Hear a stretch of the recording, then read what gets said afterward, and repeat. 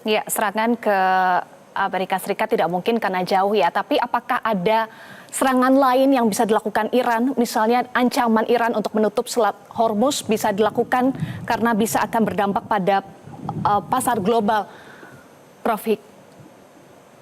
Ya, bukannya tidak mungkin hal ini juga akan dilakukan, terutama oleh negara-negara yang akan membantu Iran, juga eh, yang selama ini lembaga-lembaga yang katakanlah seperti Houthi, ya, lalu kemudian Hamas dan kemudian Hezbollah, dia akan melakukan membantu Iran. Dan Houthi itu sudah kemarin-kemarin ini melakukan serangan-serangan ke kapal-kapal yang berlayar di Selat Hormuz, sehingga membuat banyak kekhawatiran bagi kapal-kapal yang berlayar di selat tersebut untuk melintasi Selat Hormuz. Dan ini selat ini merupakan silence of communication, SLOC, artinya dia ini menjadi urat nadi bagi perdagangan internasional, sehingga kalau ada disrupsi di sini, ini akan berdampak pada supply chain bagi dunia, dan kemudian juga terutama sekali supply terhadap bahan bakar minyak, ya. Dan kita sudah lihat bahwa bahan bakar minyak sekarang ini sudah mulai meninggi, dan bukannya tidak mungkin akan lebih meninggi lagi. Nah, jadi ini yang akan dilakukan. Dan yang lebih repot lagi adalah kalau misalnya ada simpatisan-simpatisan Iran yang dia bergerak untuk atas namanya sendiri atau atas nama kelompok, mudah-mudahan ini tidak terjadi, tapi melakukan tindakan-tindakan yang mengarah teror, yang pemerintah Iran sendiri tidak bisa mengendalikan apa yang mereka lakukan. Tetapi karena mereka punya simpati dan mereka tidak tanda kutip suka dengan apa yang dilakukan Amerika Serikat terhadap Iran atau dianggap sebagai dunia Islam, nah ini yang akan membahayakan Amerika Serikat. Ini yang akan membahayakan warga Amerika Serikat di seluruh dunia. Karena apa? Dengan adanya serangan ini, pelampiasan orang terhadap Amerika Serikat, mungkin terhadap Israel, itu tidak dilampiaskan kepada negaranya atau pemerintahnya, tetapi pada warga negaranya. Ini yang kita harus hati-hati, termasuk kita di Indonesia. Kita ingin memastikan bahwa tidak ada tindakan-tindakan yang dilakukan secara pribadi atau kan kelompok melakukan misalnya tindakan seperti masa lalu, sweeping dan lain sebagainya. Ini yang oleh aparat kita harus kita jaga. Tapi sekali lagi, serangan yang dilakukan oleh Amerika Serikat, memang secara serangan tiga tempat ini dianggap sebagai adanya instalasi nuklir, itu dilakukan secara well calculated, artinya sudah dikalkulasikan secara baik dan sempurna. Hanya saja konsekuensi dari serangan ini menurut saya yang tidak dipikirkan oleh Amerika Serikat. Karena apa? Banyak negara-negara yang mengkhawatirkan bahwa serangan ini bisa bereskalasi dan kemudian negara-negara akan mengelompok, apakah berada di belakang Iran ataupun di belakang Amerika Serikat dan Israel, dan ini akan memicu nantinya perang dunia ketiga. Ini yang menurut saya tidak dikalkulasi oleh Presiden Trump, meskipun dalam pidatonya Presiden Trump mengatakan bahwa kami melakukan tindakan ini untuk menghilangkan negara yang dianggap sebagai pelaku teror, dan kemudian dia berharap bahwa Iran akan menyerah dan kemudian akan ada perdamaian, dan kemudian dunia akan lebih damai lagi.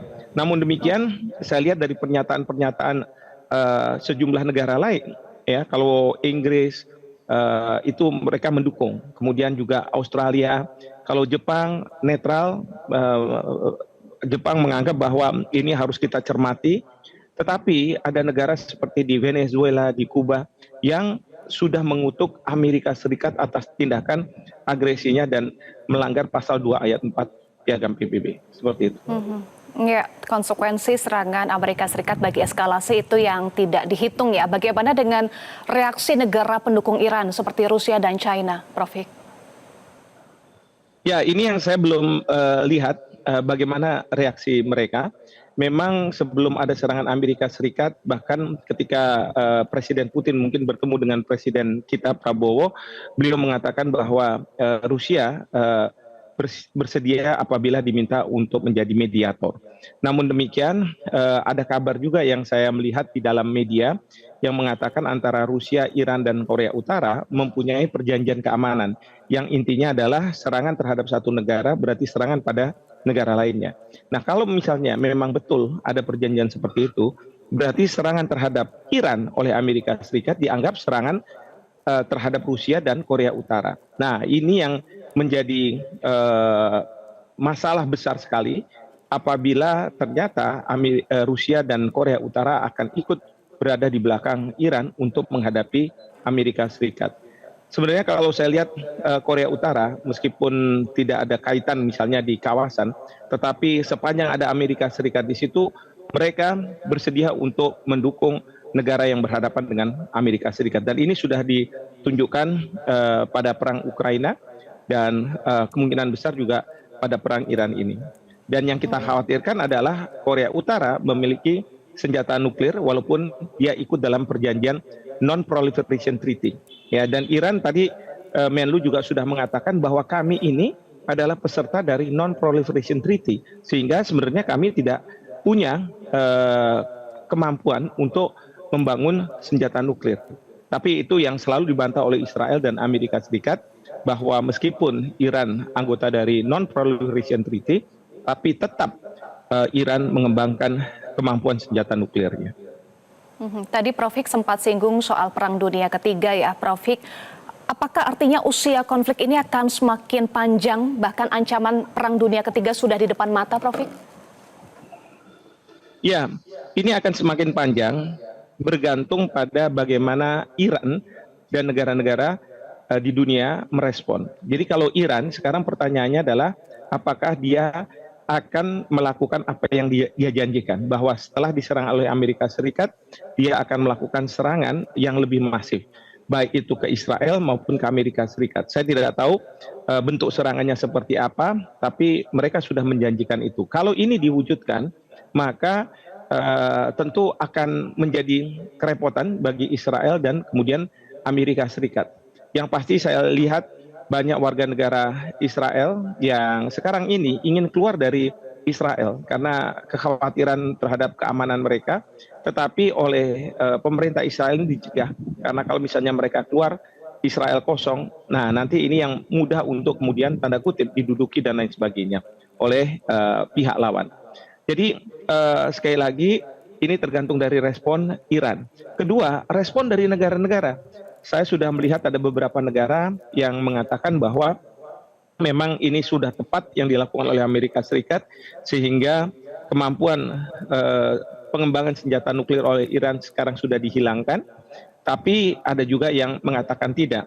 Karena boleh jadi yang mengatakan tidak, kita harus ingat ketika Presiden Bush Junior masuk ke Irak, pada waktu itu alasannya adalah karena Irak membangun sistem senjata nuklirnya, yang setelah Amerika masuk dan kemudian mengadili Presiden Irak Saddam Hussein, ternyata senjata nuklir itu tidak ditemukan dan sampai hari ini juga tidak ditemukan. Jadi menjadi pertanyaan bagi masyarakat dunia, ya, tindakan dari Amerika Serikat ketika itu.